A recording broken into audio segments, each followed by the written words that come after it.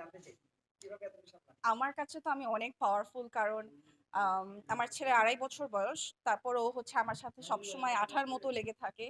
ওকে মানে একটা ৬ মাসের বাচ্চার যে চাহিদা থাকে মায়ের কাছ থেকে বা এর থেকে ছোট বাচ্চার যে চাহিদা থাকে, সেই চাহিদা তার এখনো আছে। তো ও সবসময় আমার সাথে থাকে, আনলেস এরকম গ্যাদারিং যদি হয় সেখানে আমি ওর সুবিধার জন্যই আমি ওকে নিয়ে আসি না। বাট মোস্টলি আমার সাথেই থাকে। এটা আসলে এখন বলা যায় আমার রুটিন হয়ে গিয়েছে। যতটুকু না ওর অভ্যাস আমার সাথে থাকার, তার থেকে বেশি আসলে আমার অভ্যাস ওর সাথে থাকার। তো এই কারণে আমি রেখে ওকে কোথাও যাই না। আমি যখন কোথাও ওকে রেখে একটা দিন কোথাও কাটাইনি। আমি ঢাকার বাইরে লাইভ করতে গিয়েছি। ফার্স্ট ফ্লাইটে গিয়ে লাস্ট ফ্লাইটে এসেছি। সেখানেও আমি ওকে নিয়ে গিয়েছি। ২ দিন থেকেছি, সেখানে ওকে নিয়ে গিয়েছি। আমি এই পর্যন্ত যত ট্যুরে গিয়েছি, যেখানে গিয়েছি, আমার ছেলে সবসময় আমার সাথে। তো এটা আসলে এক বলা যায় যখন কেউ মা হয়, সবকিছুই বদলায় যায়। তখন আস্তে, আস্তে সেটাতেই অভ্যস্ত হয়। একটু কঠিন, একটু চ্যালেঞ্জিং। আর যদি আপনি পুরাপুরি 100% অনেকে আছে যেরকম যারা কাজ করে, তারা আসলে কাজের খাতিরেই দেখা যায় যে অনেকটা সময় বাসা থেকে দূরে থাকতে হয়। আলহামদুলিল্লাহ আমার কাজটা এরকম যে আমি আমার কর্মক্ষেত্রে আমি আমার ছেলেকে নিয়ে যেতে পারি। তো এটা আসলে আমার জন্য একটা প্রিভিলেজ, এবং আমি অ আল্লাহর কাছে কৃতজ্ঞ আমাকে আসলে এরকম একটা কাজ দেওয়ার জন্য। তাছাড়া আসলে হয়তোবা আমার কাজ করা সম্ভব হতো না। কারণ আমার ছেলে আমাকে ছাড়া থাকে না, আর আমিও আমার ছেলেকে ছাড়া থাকি না। জঙ্গলি এই বিষয়ে কতটা সাপোর্ট দেয়? আপনারা বিভিন্ন জায়গায় যান, হঠাৎ করে সাপোর্ট কেমন দেয় জঙ্গলি? জঙ্গলি সাপোর্ট না দিলে, মানে আমার হাসব্যান্ড সাপোর্ট না দিলে আসলে এই পর্যন্ত তো সম্ভব হতো না। কারণ এটা আসলে টিম ওয়ার্ক বলা যায়। এর মধ্যে ফ্যামিলি ইনভলভ। সেরকম ভাবে যখন আমি আমার বাচ্চাটা করি, ওরও তো বাচ্চা, ও করে। সো বাবা মার রোল বাবা মাই প্লে করে। আমি বাবাটা প্লে করতে পারি না যেরকম ভাবে ও মারটা করতে পারে না। তো যখন বাবার রোল প্লে করতে হয়, হি ইজ দেয়ার। যখন মার রোল প্লে করতে হয়, আই এম দেয়ার। তো এটা অ্যাকচুয়ালি বলা যায় টিম ওয়ার্ক। টিম ওয়ার্ক ছাড়া আসলে বাচ্চা লালন পালন করা খুবই কঠিন। খুবই সম্প্রতি কঠিন। সিয়াম ভাইকে আমরা একটু দেখেছি আপনার মেগাস্টার শাকিব খানের সাথে। সিয়াম আচ্ছা। ভাই একটা পোস্ট শেয়ার করেছেন, রিলস একটা শেয়ার করেছেন। জি, জি। ওনার সাথে খুনসুটি হচ্ছে। কি নিয়ে আমরা একটু জানতে পারি কিনা আপনার মাধ্যমে? আচ্ছা, এইটা আসলে প্রবাবলি একটু মিস আন্ডারস্ট্যান্ডিং একটা এখানে। এটা কোনো সিনেমা নিয়ে না, তাদের কাজ নিয়ে নতুন একটা সাইনিং হয়েছে। এটা সম্পর্কে আপনাদেরকে বলা হবে। আমি না হই সেটা মানুষটা। আমি না বলি, যেটা তাদের এন্ড থেকে হয়েছে তারা ডিক্লেয়ার করাটাই সবচেয়ে ভালো হবে। বাট এটা কোনো সিনেমা না। আর সিয়াম আহমেদ তো অভিনয় করছেন এবং আপনার হাসব্যান্ড। জি। ২ জায়গা থেকে একজন অভিনেতা হিসেবে কিভাবে মূল্যায়ন করবেন এবং একজন হাসব্যান্ড হিসেবে কি পার্থক্য দেখেন একটু বলবেন? অভিনেতা এবং হাসব্যান্ড দুটো তো পুরো ২ জিনিস। সে হাসব্যান্ড রোল যদি প্লে করে মুভিতে, সেটাও ডিফারেন্ট হবে। কারণ পার্সোনাল লাইফে, রিয়েল লাইফে তার একটা হাসব্যান্ড যেরকম হয়, সিনেমায় তো একটা স্ক্রিপ্ট থাকে। তো ২ টা আসলে পুরাপুরি ২ ধরনের জিনিস। কখনো এক না, কখনো মিলানো আসলে সম্ভব না। কিন্তু আমি বলব ব্যক্তি সিয়াম অসাধারণ। আমি প্রত্যেকটা ইন্টারভিউতেই বলি। ব্যক্তি সিয়াম আমার কাছে এবং ওর সাথে যারা মিশে সবাই আপনারা জানেন, যারা চিনেন, ও অসাধারণ। হি ইজ ভেরি ভাইয়া ডাউন টু আর্থ। ভাইয়া কি কখনো হিংসে হয় না? যে সে অভিনয় করে, আমিও একটু অভিনয় করি। এরকম কখনো মনে হয় কি? না, কেন? হিংসা কেন হবে? এটা তো হতেই পারে যে না, যেমন ফিল করছি না আ তাহলে আর কিসের ইয়ে? মানে আমি যদি আমার পার্টনারকে হিংসা করি, তাহলে আর মানে কিভাবে সংসার হয়? আসলে হিংসা বলতে জেলাসির কথা বলছি আপনার না, সাথে। না, না, না, না, কখনোই না। আচ্ছা আপু ভাইয়া বর্তমানে সোশ্যাল মিডিয়ায় একটু সোশ্যাল মিডিয়া আমরা একটু দেখি যে হুম। অনেক সময় আপনাকে নিয়ে মেয়েদেরকে একটু জেলাস কমেন্ট করতে দেখা যায়। এটা আপনার কখনো চোখে পড়েছে কিনা এবং আপনার সিয়াম ভাইয়ের তখন রিঅ্যাকশনটা কেমন থাকে?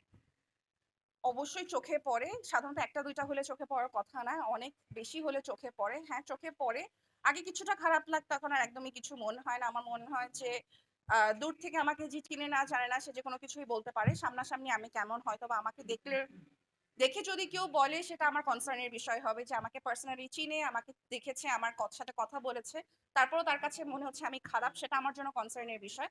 দূর থেকে আমাকে ক্যামেরায় দেখতে কেমন লাগলো, আমি কিভাবে কথা বললাম ক্যামেরায়, আমি কিভাবে ক্যামেরার দিকে তাকালাম, এটা নিয়ে যদি তারা দূর থেকে দেখে আমাকে জাজ করে, সেটা আসলে আমার কনসার্ন না। কারণ সেটা আমি ব্যক্তি কেমন সেটা তারা জানছে না। তারা আমাকে লেন্সের চোখেই দেখছে। তো সামনাসামনি যদি করে, সেক্ষেত্রে আমি একটুখানি কনসার্নড হব। তো I am not at all bothered or concerned. আচ্ছা কখনো কি এমন হয়েছে যে ব্যক্তি অবন্তীকে যখন অভিনেতা সিয়াম আহমেদ মূল্যায়ন করে বিষয়টা তখন কেমন হয় বা উনার মন্তব্য কেমন থাকে আপনাকে নিয়ে? খুবই ভালো। আমি একটা কোয়েশ্চেন, আমি আমাকে ২ টা মানুষ সবচেয়ে বেশি ক্রিটিসাইজ করে আমার কাজ নিয়ে। একটা হচ্ছে আমার মা এবং আমার হাসব্যান্ড। কি পরে যাচ্ছি, যেমন আজকে আমার আম্মু আমাকে বলছে যে গলা একটু বড় কিছু পরা উচিত ছিল, যে তুমি জুয়েলারি পরবা, তোমার ডায়মন্ড হাউসের ওপেনিং, সো এখানে তোমার জুয়েলারি পরা হবে। তো আমার আম্মু সবসময় আমাকে হেল্প করে, সাজেস্ট করে। আমি ইদানিং তেমন একটা টাইম পাই না সেজেগুজে রেডি হয়ে বের হবো। আজকে অনেক সেজেগুজে রেডি হয়ে এসেছি। বাট মোস্টলি আমার কাজ নিয়ে আমি কি করব, কি করা উচিত, কি বলা উচিত, না বলা উচিত। আমি এত কাম অ্যান্ড কম্পোজড ভাবে কথা বলতে পারি এটা আসলে আমার হাসব্যান্ডের কাছ থেকেই শেখা। ও খুব কাম অ্যান্ড কম্পোজড, খুব সুন্দর গুছিয়ে কথা বলে। তো আমারটাও শেখা ওর কাছ থেকে। তো একেকজনের কাছ থেকে একেকটা নিয়ে শেখা। সেটাকেই রেপ্লিকেট করা আমার কাজে এবং সেটার জন্য আসলে আমার হাসব্যান্ড আমাকে আমি যেটাই ভুল বলি না কেন, ভুল করি না কেন, আমার ধারণা এটা যে পার্টনার ভুল করলে অন্য যে পার্টনার আছে তাকে বলা উচিত, করা উচিত। তো সেরকম ভাবে যেরকম আমি করি সেরকম ভাবে সেও করে। ক্রিটিসাইজ ও সবসময় করে আমাকে। আপু সিয়াম ভাইয়ের ক্যারিয়ার নিয়ে একটু কথা বলবো যে সম্প্রতি সময় সিয়াম ভাই সবসময় এক্সপেরিমেন্ট করছেন প্রথম থেকে, হুম, হুম, এটার জন্য তো দর্শকরা প্রশংসা করছেই, বাট বক্স অফিসের জায়গা থেকে আমরা যদি দেখি হুম। যে সম্প্রতি সময় সিয়াম ভাইয়ের যে সিনেমাগুলো আছে ভালো কাজ হয়েছে, কিন্তু কোথাও না কোথাও মনে হচ্ছে যে ওই সাফল্যটা পাইনি হয়তো বাণিজ্যিক ভাবে। তো এই জায়গাটা নিয়ে সিয়াম ভাই কখনো আপসেট থাকেন কিনা, কারণ উনি হার্ড ওয়ার্ক করছেন, ট্রাই করছেন, বা আপনি ওনার ক্যারিয়ারকে কিভাবে দেখেন, এবং সামনে যে জঙ্গলি আসবে সেটি সিয়াম ভাইয়ের ক্যারিয়ারে নতুন একটি পালক যুক্ত করবে কিনা, সব মিলিয়ে যদি একটু আমার ধারণা এটা অবশ্যই একটা নতুন পালক যুক্ত করবে। আসলে ও যখন কোনো কাজ করে ও খুব সেন্টিমেন্টাল একটা মানুষ। ওকে সবসময় বলি যে, "তুমি যেভাবে চিন্তা করে কাজ করছো এটা আসলে সবার চিন্তাধারা এরকম না। তোমাকে সবারটা চিন্তা করে সবারটা বুঝে তোমাকে কাজ করতে হবে।"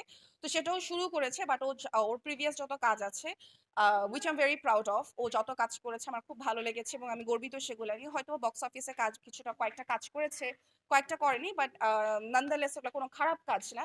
তো সবকিছু আসলে ব্যাটে বলে যদি না মিলে তখন একটা ভালো জিনিস আসে না। তো এটা যদি অবশ্যই একটু আপসেট হয়, অবশ্যই ওর মন খারাপ হয় but I am always there to motivate him. আমার কাজই এটা, আমি ওকে মোটিভেট করতে থাকি। ও যেভাবে আমাকে করে আমিও করি but of course it is upsetting. At times খারাপ লাগে।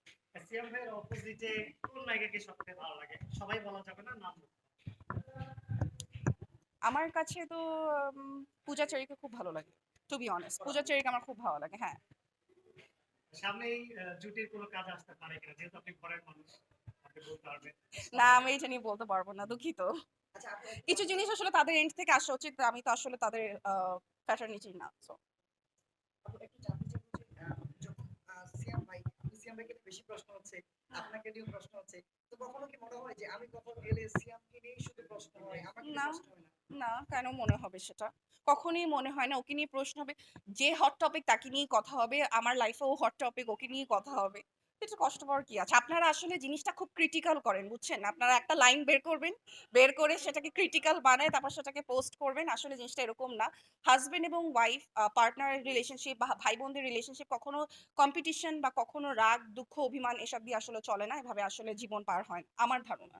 অনেক মেয়ে এবং যারা নতুন কাপল আছে তারা অনেকে বলেন যে সিয়াম অবন্তি জুটি। হুম, এটা কিন্তু আমরা সামাজিক যোগাযোগ মাধ্যমে পোস্ট দেখি। জি। এই বিষয়গুলো কতটা এনজয় করেন?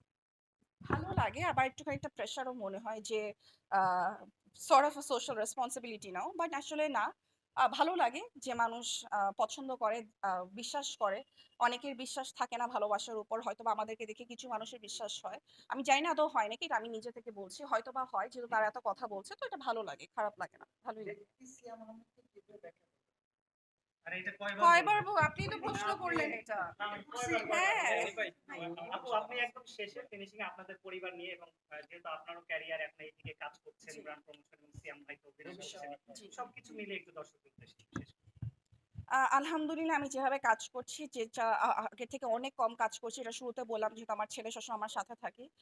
ওকে আমার অনেক সময় দিতে হয়। ইনশাআল্লাহ ওর আগামী বছর স্কুল শুরু হয়ে যাবে। প্রি-স্কুল শুরু হয়ে যাবে ২ মাস পরে। তো কাজ আসলে আমার অনেকটাই কমিয়ে দেওয়া। আগে যখন আমি দিনে ৫টা ৬টা করেও লাইভ করতাম, এখন দেখা যায় যে আমি ৩-৪ দিনে ১টা করে লাইভ করি। বা দেখা যায় উইকে ১টা করি, বা আমার ছেলে যদি কোনো কারণে সিক থাকে আল্লাহ মাফ করুক, তখন দেখা যায় যে ২ সপ্তাহ আমি কাজ করি না। কাজের সংখ্যা অনেক কমিয়ে দিয়েছি বাট এটা আমার খুব ভালোবাসার একটা জায়গা। এজন্য তাও আমি ঘুরে ফিরে কাজ করি। অল্প হলেও কাজ করি। তো আসলে আমার নিজেরই খুব কষ্ট লাগে যখন বিভিন্ন জায়গা থেকে কাজের অফার আসে বাট আমি মানে দুঃখবশত আমাকে সেগুলো রিজেক্ট করতে হয় শুধুমাত্র ফ্যামিলিকে সময় দেওয়ার জন্য। এখন সবাই আসলে পুরা ইয়েতে জেনে গিয়েছে যে ও তো না বলবে। কারণ আমার কাছে প্রায়োরিটি আমার ফ্যামিলি। বাট আমি খুব এনজয় করি কাজটা। এই কারণে এত যুদ্ধের মধ্যেও যুদ্ধ আসে না। মানে এত কাজের মধ্যেও এত সবকিছু দায়িত্বের মধ্যেও আমি এই একটা জায়গা যেখানে আমি ফেরত আসি এবং এখানে আমি কথা বলতে, সবার সাথে কমিউনিকেট করতে খুব পছন্দ করি। আপু আমার একটা বিষয় জানার ছিল, সেটা হচ্ছে ছাত্র জনতা যখন আন্দোলন হয়েছে তখন সিয়াম ভাই পুরোপুরি মাঠে ছিল এবং তিনি সহ আরো অভিনয় শিল্পীরা ছিল। সেই সময়টা আসলে কেমন ছিল আপনার আসলে তার পাশে? খুবই ভয়ানক একটা সময় ছিল। মানে এটা এমন একটা সময়, কিছু মানুষের জীবনে এরকম কিছু সময় থাকে যেটা হচ্ছে আপনি কখনো চান না ফেরত আসুক। আমি আমার জীবনে ওই সময়টা কখনো চাই না ফেরত আসুক। কারণ যখন একজন কেউ মা হয়, আপনি পৃথিবীর সবকিছু একটা মায়ের চোখে দেখবেন। আমি যেরকম পুরো টাইম খুব ডিপ্রেসড, খুবই আপসেট ছিলাম যখন দেখছিলাম যে এত মানুষ মারা যাচ্ছে, এত বাচ্চারা মারা যাচ্ছে এবং তাদের বাচ্চারা মারা যাচ্ছে এবং তাদের পেরেন্টস এর উপর কি যাচ্ছে। কারণ যে চলে যাচ্ছে সে চলে যাচ্ছে এবং যে রিলেটিভ রেখে দিয়ে যাচ্ছে তাদের জন্য সারা জীবনের একটা কান্না। তো সবকিছু ওই পার্সপেক্টিভ থেকে দেখা শুরু করেছে এবং বন্যা যখন হয়েছে তখনও সেই যে মা হয়ে যাওয়ার পরে বা যখন নিজের একটা ফ্যামিলি হয় তখন সবকিছু একটু ডিফারেন্ট ভাবে দেখা হয়। আর আমার আসলে পুরো পৃথিবী আমার হাজবেন্ড, আমার পুরো ফ্যামিলি। তো একটা সিকিউরিটি নিয়ে একটা ভয় চলে এসেছিল। তো ওই টাইমটুকুন আমি আমার চাই না আমার লাইফে কোনো দিনও ফেরত আসুক। আমি ঘুমাতে পারতাম না, সারা রাত বসে কান্নাকাটি করতাম। আমি সবাইকে বলতাম আমার রুমে থাকো, প্রবাবলি কালকে কি হয়ে যাবে আমরা জানি না। আমরা কেউ নাও থাকতে পারি, যে কোনো কেউ মারা যেতে পারি, সবাই মারা যেতে পারি। তো একটা খুব ভয়ের মধ্যে থেকে গিয়েছে এবং এটা আমি কখনো চাই না আর জীবনে ফেরত আসুক। Thank you. Thank you. Personally